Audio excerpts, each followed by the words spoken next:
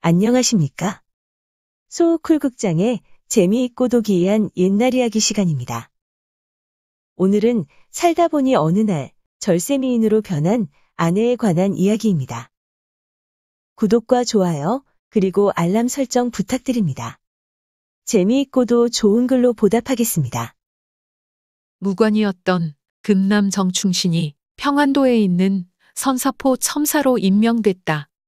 부임지로 떠나기에 앞서 금남이 두루 재상들에게 다니면서 작별 인사를 했다. 영의정의 집에 갔는데 인사를 끝내고 나올 때쯤 대감이 은근한 어조로 가까이 오라 부르더니 말했다. 내가 가만히 보니 자네는 그릇이 커서 벼슬이 어디까지 오르겠는지 예측할 수가 없네 그려. 앞으로 크게 힘이 되어줄 생각이네만. 자네가 아직 가정을 꾸리지 않은 줄 알고 있네. 그래서 하는 말인데 내게 첩의 소생인 관연한 딸이 하나 있네. 그 아이를 소실로 삼는 게 어떻겠는가? 이게 웬 떡이야 하고 생각한 금남은 영의정의 뜻을 얼른 받아들였다. 영의정은 무척 기쁘고 후련한 표정을 지었으나 이상하게도 눈맞춤을 피하며 말했다. 내가 시끄러운 것을 싫어하네. 그러니 이 일도 조용하게 진행했으면 좋겠네. 남들이 알게 떠들 필요가 없이 선사포로 떠나는 날 돈이문에서 만나 함께 떠나도록 하시게나. 영의정의 말이 그럴듯하다고 여긴 금남이 떠나는 날 돈이문에 이르러 조금 기다리고 있노라니.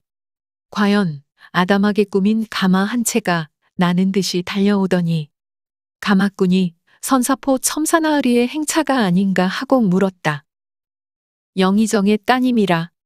금남이 기대에 가득 차서 가마 안을 남모르게 슬쩍 들여다보니 가마 안에는 처녀다운 멋이라고는 전혀 없어 보이는 밉디밉게 생긴 여자가 한 사람 앉아 있었다.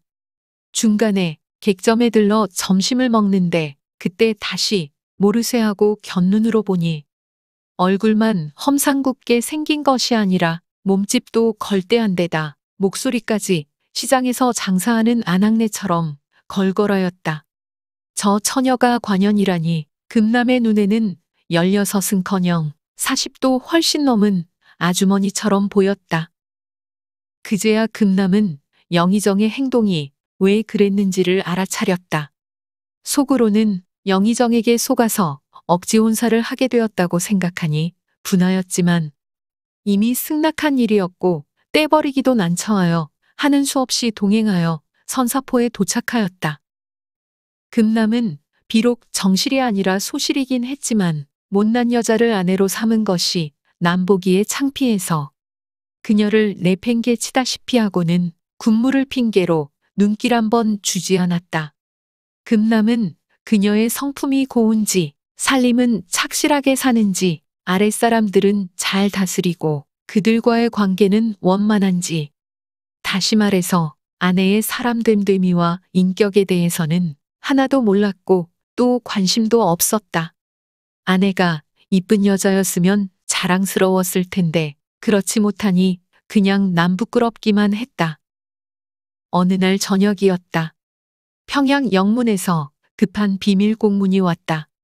열어보니 중요한 군사 문제로 급히 의논할 일이 있으니 시각을 지체 말고 빨리 오라는 내용이었다. 금남은 부인이 있는 안방으로 들어가 잠시 평양 가명에 다녀오겠다고 일렀다. 아내가 물었다. 영감께서는 무슨 일로 가는지 아십니까? 금남이 모른다고 하자 부인이 말했다. 관찰사로부터 명을 받고 가시면서 무슨 일이 있을지 어떻게 할지 미리 요량해 보지 않으시고 무작정 가시렵니까? 금남은 부인의 말을 기이하게 여기어 무슨 일로 부르는지 아는가를 물어보았다. 부인이 대답했다. 틀림없이 이러이러한 일로 부르는 것일 테니 이리이리 대답하고 이리이리 행동해야 할 것입니다. 그러더니 옥괴 속에서 붉은색 비단으로 지은 천릭을 내놓았다. 옷을 지은 솜씨가 여간 아니었다. 품도 꼭 맞았다. 이쁘지도 않은 여자가 어떻게 바느질을 이렇게 잘할 수 있지? 또 이쁘지도 않은 여자가 나도 모르는 가명의 일은 어떻게 알고 있지? 게다가 해결책까지.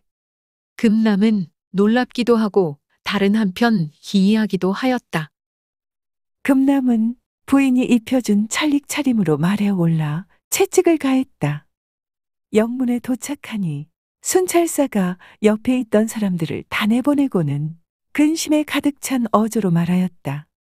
청나라 사신이 자기 나라로 돌아가던 길에 이곳에 묵고 있는데 은 만냥을 당장에 바치라고 호통지를세. 만약 내지 않으면 대국에 알려 당장 무슨 일을 낸다고 울러매는데 그 많은 은을 당장 어디서 마련하겠나.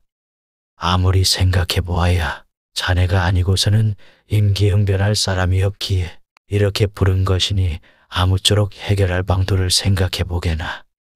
순찰사가 하는 말은 떠나올 때 부인이 하던 말과 똑같았으므로 금남은 자기가 맡아 처리하겠노라고 큰 소리를 쳤다.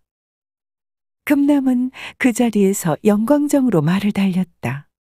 영광정에 오른 금남은 가명의 군교 중에서 그중 영리한 군사 한 명을 가까이 불러 귀에다 입을 대고 나지막한 소리로 지시했다.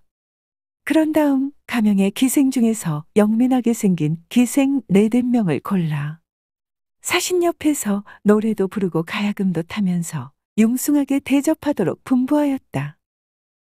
조금 후에 또 한 명의 가명군교를 부른 금남은 그의 귀에 대고 지시했다. 오늘 만냥을 내지 못하면 평양성 백성들이 등껍질이 벗겨지도록 고생을 하게 되었으니 너희들이라고 무사하겠느냐. 너희들은 곧 이곳을 떠나 성 안에 들어가서 집집마다 화약통을 준 다음 화약을 재워놓게 시켜라. 그런 다음 연광정에서 포성이 3번 울리거든 일제히 화약에 불을 찌르도록 하라.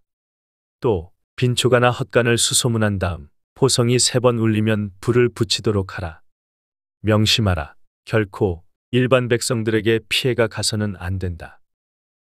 떠난 지 서너 십경이 지나자 군교들이 돌아와서는 성 안의 백성들에게 지시해서 한 집도 빠짐없이 화약을 재워 놓았으며 빈초가나 헛간을 수소문해서는 모두 볏짚을 쌓아두었고 포성이 울리기만 고대하고 있다고 아뢰었다. 금남이 신호하자 첫 번째 포성이 요란하게 울렸다. 사신의 옆에 앉아있던 기생들은 포소리를 듣자 뒷간에 간다고 거짓 핑계를 대고 빠져나와서는 모두 거리로 달려갔다.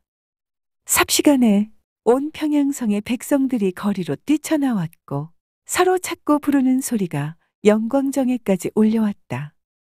청나라 사신이 포소리를 듣고 몹시 의아해하는 차에 사람들이 지르는 무서운 함성이 점점 가까이 다가오는 것이 아닌가. 조금 있으니 영문의 군교 한 명이 사신이 있는 방 안으로 급히 들어섰다. 선사포 첨사가 지금 평양 백성들과 이리저리 합니다. 가명군교의 말이 채 끝나기도 전에 두 번째 포성이 또 한 번 울렸다. 이제 한 방만 더 울리면 성난 평양 백성들에 의해 우리나라 관리들도 청나라 사신도 모두 불에 타 죽고 맙니다. 그제야 사태를 알아차린 청나라 사신은 혼비백 사나여 신발도 미처 신지 못한 채 금남이 있는 영광정으로 달려갔다. 영광정으로 가는 사이에 보니 온 평양 백성이 다 쏟아져 나온 것 같았다. 사신은 금남의 손을 잡고 살려달라고 애걸복걸하였다. 금남은 매달리는 사신을 뿌리치면서 준열하게 꾸짖었다. 당신이 올 때 우리나라의 관리들이 극진하게 대접하였으니 그것이면 족하지 않소. 그런데 돌아가면서 대국의 황제가 시킨 듯 연막을 치면서 부당하게 은을 강요하니 쥐새끼도 이런 쥐새끼가 없소. 은자만냥은 먹고 죽고 싶어도 없고 그 돈을 못 내면 이래저래 평양성 사람들이 다 죽게 되었으니 평양 사람들이 그냥 있겠소. 밀란이 일어나지. 그렇게 되면 사신도 나도 모두 저 불 속에 타 죽는 수밖에 없소. 당신이 설령 목숨을 건지고 돌아간다고 하더라도 황제를 참칭한 죄로 죽을 테니 어차피 당신은 죽은 목숨이요. 내 목숨이 어르신의 손에 달렸소이다. 당장 말을 타고 주야로 질주하여 사흘 안으로 압록강을 건너겠으니 제발 마지막 호소리만 울리지 않도록 해주시오. 무례한 사신의 말을 믿을 수 없어. 금남은 보수더러 마지막 포성을 울리라고 분부하였다. 그러자 사신은 금남의 두 다리를 끌어안고 제발 살려달라고 애걸복걸하였다. 그제야 금남은 마지못해 들어주는 척하면서 당장 떠나라고 호령하였다. 사신 일행은 감지덕지하면서 일제히 말에 올라 허둥지둥 떠났다. 며칠 후 사신을 따라갔던 관리가 돌아와서 하는 말이 사신 일행이 3일 만에 압록강을 건너갔다는 것이었다. 그 말을 들은 순찰사는 몹시 기뻐하며 연회를 크게 차려놓고 금남을 청하여 100배 살해하였다. 이 사건으로 하여 금남의 이름이 관서지방은 물론 온 나라에 퍼졌다. 그 이후부터 금남은 매사를 꼭 부인에게 물어 처리하였는데 그러던 어느 날 금남의 눈에 아내의 투박하던 손이 섬섬옥수로 보였고 송충이 같던 눈썹이 초승달 같아졌다. 그뿐만이 아니었다. 조금 있으니 발이 이뻐지고 음성이 이뻐지며 걷는 모습도 이뻐졌고 마침내 아내의 모든 말과 행동뿐 아니라 얼굴까지도 금남의 눈에는 이쁘게 보였다. 그러니 소실이라는 말은 어느 순간부터 저절로 정실로 바뀌었고 두 사람은 서로에게 콩깍지가 신 채 백년해로했다. 들어주셔서 고맙습니다. 용어 풀어올리겠습니다. 선사포는 평안북도 철산군에 있었던 포구입니다. 또 해안에 있다는 입지적 조건으로 인하여 국방상 요지였고 중국에 보내는 조공선의 출발지 중에 하나이기도 했습니다. 첨사는 첨절제사의 준말입니다. 조선시대 각 진관에 속했던 종산품 무관입니다. 절도사의 아래 계급으로 병영에는 병마첨절제사, 수영에는 수군첨절제사가 있었다고 합니다. 관여는 여자의 나이가 보통 혼인할 시기를 지난 상태에 있음을 말합니다. 도니문은 한양도성의 사대문 중 서대문입니다. 한양에서 평안도 의주까지 이르는 제1간선도로의 시발점이었으며 중국에서 외교사절이 오면 국왕이 직접 마중을 나가는 나라의 중요한 문이었습니다. 다른 한편 관여는 여자가 혼기에 이른 나이라는 뜻입니다. 오이라는 뜻을 가진 과의 글자 구조를 분리해보면 두 개의 8팔자가 한 글자 안에 모여있는 모양이므로 여성의 나이 16세를 관연이라고도 합니다. 영문은 가명입니다. 가명은 관찰사가 직무를 보던 관할을 말합니다.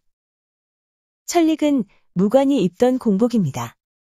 당상관은 남색이고 당하관은 분홍색이었습니다. 전쟁 등 비상 때나 사냥 사신으로 나갈 때 입었던 옷입니다. 주로 군사용으로 쓰였기 때문에 군복으로 통칭됩니다. 순찰사는 조선시대에 도안의 국무를 순찰하는 일을 맡아보던 벼슬입니다.